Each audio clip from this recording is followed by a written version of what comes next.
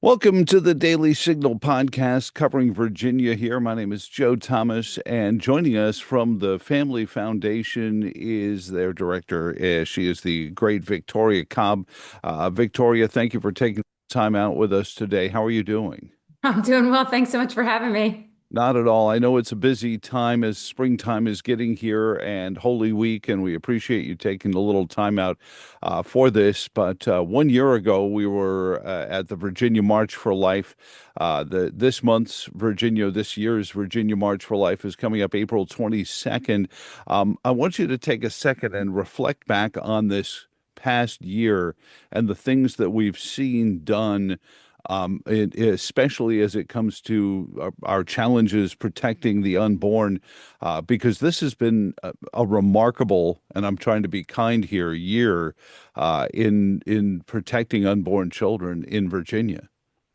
Well, yeah, I think I have to start with the overarching before we get to the policy and the things that are happening. Start with, well, we spent a year as the Commonwealth of Virginia birthing 94,000 babies and taking the life of 38,000. Yeah. And when you add that up, that means we basically are aborting about a fourth of our next generation. So that's one thing that happened over the last year. Mhm. Sorry to start on such a sobering note, but that all is made possible by bad public policy and by liberal legislators that don't value human life. And so we've had a tough year. We had a very, very difficult election where we put pro-abortion forces in every lever of control of our government. Mhm. And, that plays out in really painful ways. We are, waiting for Governor Spanberger to sign a bill that is called the FACE Act at the state level, and it's trying to make it very difficult for anybody to counsel a woman as she's walking in or out of the decision-making process of going into an abortion center. And so, Mhm. we continue to make our laws worse than they already are, Yeah. and we're facing a constitutional amendment that our people will vote on in November that will make things even worse than they are today. It's an unbelievable time to go from Todd Gilbert and Rob Bell grilling Kathy Tran in a viral video that really almost invented the idea of viral videos. The world almost, we were a punchline, almost to the point of Jay Leno making fun of Kathy Tran as she fumbled and mumbled her way through that Planned Parenthood written bill. And how did we go from that being a national punchline to it nearly being and on the verge of being a constitutional amendment? Yeah, it is a stunner. We had that bill and sort of that moment, and then if you remember, Governor Northam made that terrible comment about a Right. baby being made comfortable, and then a decision being made after the child was born. And yeah, we were the laughing stock of the nation because people couldn't believe that such outrageous things were being discussed in Virginia. And unfortunately, we've moved from there to, obviously we had, the fall of Roe, and a Mhm. pendulum swung. And that's, we expect that, but it's troubling because I think we've gotten to the point where there's a volume of Virginians. It's not as high as you might think, but there is a volume of Virginians that have decided they don't care. That somehow, even when we're talking late-term abortion, even when we're talking ridiculous statements about a baby being born and then making decisions, there's just at least some Virginians that have said that is worth it for my right to be convenienced, to have the option of having an abortion. And that's not a majority of Virginians, but it's enough that we're in a really tragic, and it's just the value of human life. If a society doesn't value life, it just snowballs from there. We were able to at least stop a euthanasia type bill from passing our legislature. So, when we think about, we're very fortunate that at least we're still drawing a line a little bit at the end of life. Um, Well, it's with that, and I want to pick up on that euthanasia bill because I think there is a case that I've made, and I say it somewhat hearkening back to my days as a shock jock on radio, when I point out that if we wanted politicians to defend the unborn child, we should give it a vote because I Yeah. really think that, yeah, and you agree with me. Sometimes people are, oh, that may be a little too far, Joe, but I think if you gave that baby, that unborn, but yet a living being, a vote, then politicians would be much more apt to try to protect it. As you saw with the euthanasia bill, we can get people to protect somebody who may be at the end of their life, but they can still vote. Yeah, I mean it's a crazy thing, and we're extremely schizophrenic about how we view human life, because we do, at least if a child is wanted in the womb Hmm. and someone, for example, shoots a pregnant mother and that we lose that child, we've been able to put into our law some value there, but it's only if this child is wanted, when the Hmm. child is Hmm. unwanted and the mother makes the decision to do the same thing, we don't value that, and we're not helping these women the way we should be. And so we're in a very difficult situation. And unfortunately, in addition to that, our state has been kind of turned into becoming the flagship for abortion. This is the place where they are often recommended to go when they're in Yeah. states like our neighboring state of Tennessee that has a basically, complete ban on abortion. And Hmm. those women are crossing state lines. The clinic literally picked up and crossed from Bristol, Tennessee to Bristol, Virginia, and now the women cross over just the same. And so we're also taking the lives of many out of state children as well because our policy is so permissive in the case of abortion. If this constitutional amendment passes, I mean, we could be seeing international abortion tourism, couldn't we, Victoria? Well, the reality is our law is already worse than most of the country, and it will just make it basically the worst it could possibly be. So currently, and a lot of Virginians don't know what our law is, and so that's why I restate it sometimes because there's been so much debate. If it's not personal to you, you kind of get lost in, well, what do we allow now? So Virginia right now allows abortion completely elective up until the third trimester. So for any reason, and basically anywhere up until the third trimester. And then when you get to the third trimester, what happens is we say you have to have three doctors confirm that the health of the woman would be irreparably harmed if they don't have an abortion. Now, many doctors will actually say that that is almost never the case, that it's almost always better to birth a child than it is to actually abort a child in those later stages. But nevertheless, that's what our law allows now. When we Okay. get to this amendment, if our people aren't going to block this amendment, we're going to end up with essentially elective abortion through the moments of birth because we will say the new language around third trimester will be that you can have an abortion for your mental or physical health, not Hmm. irreparable and not just physical, emotional. Well, we know the world of emotional health is a wide range of things. And so the only person that would have to approve it, no longer three doctors confirming anything, it's the abortionist. Well, I mean, the guy who profits from the fund from the procedure gets to decide if it's to your benefit to get the procedure. So that's the reality that we're moving into, and it will overturn parental consent for abortion. So if these young girls who right now at least get the help of a parent won't have that when we move forward, and have this amendment in front of us, if we don't block that, and furthermore, no safety standards and all of the other things that go with this amendment. But you can't expect, but the volume of abortion will simply go even higher. And yes, when most of the world does not allow third term abortion, we're going to become a place where you go from all sorts of, I mean, most of Europe, people think of Europe as being more permissive than America, but it's not. Not in this case. Virginia will be the place to go to handle a late term abortion.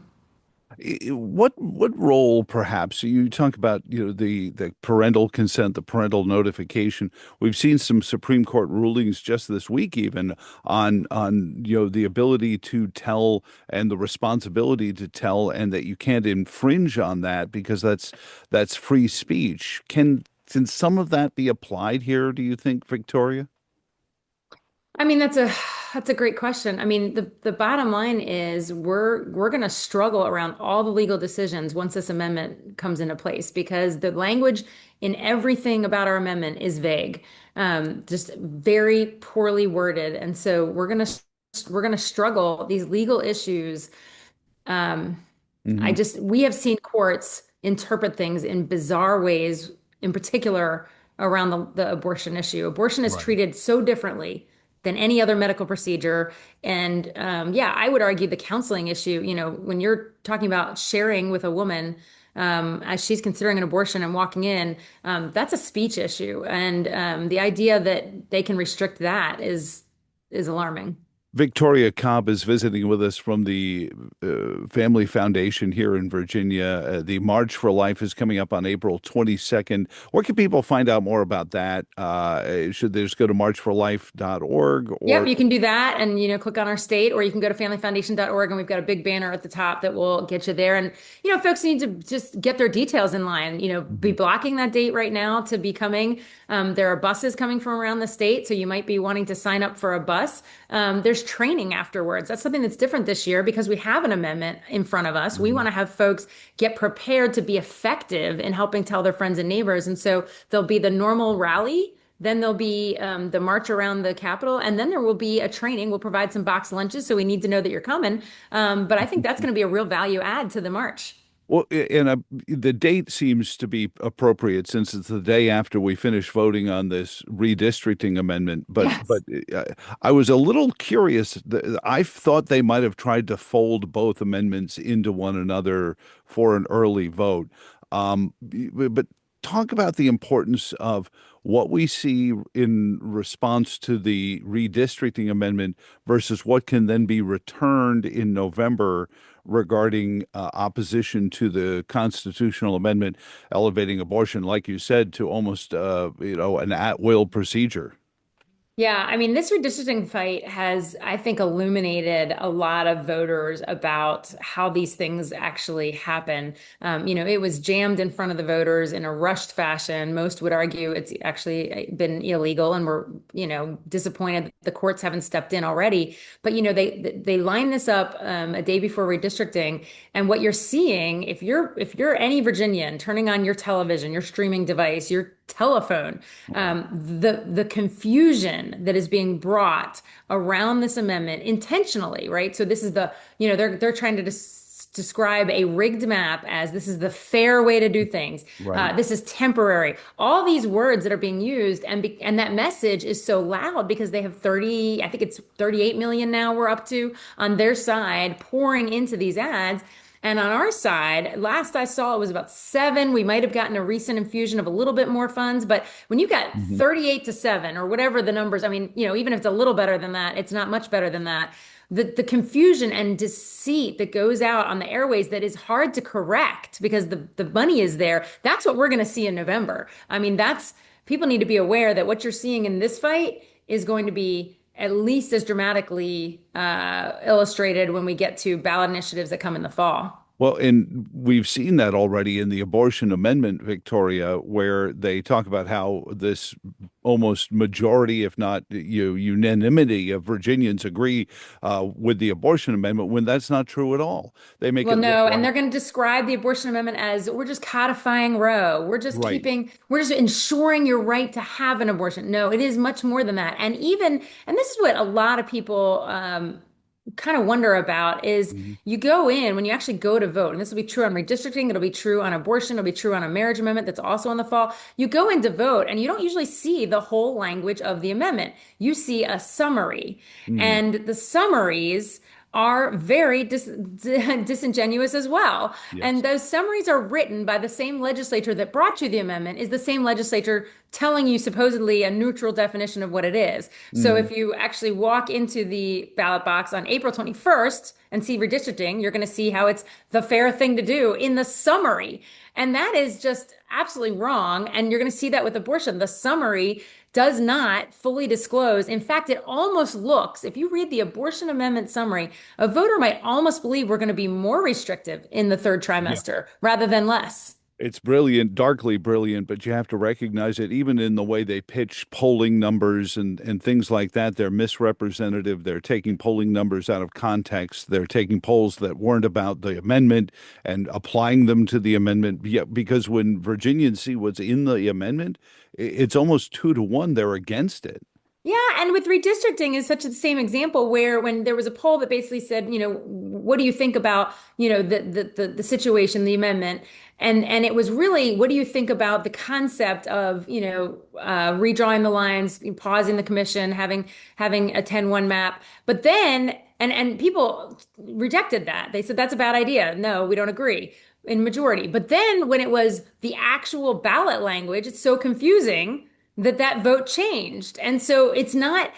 people in concept are with us on redistricting, but on the language, the way it's worded, it's confusing people and they're going the wrong way. And I worry about that with Yeah. the abortion amendment as well. So it's in polling and it's certainly going to be there's going to be a discrepancy as long as we can't be get the clear message out about what the amendment does. Yeah, and there's so much I pointed out on a previous episode of this, Victoria, that there is an actual breed of catfish called the blue Virginia catfish, and it lives, wait for it, in the James River near Richmond. So I think we need to rebrand one of our political parties with a blue catfish.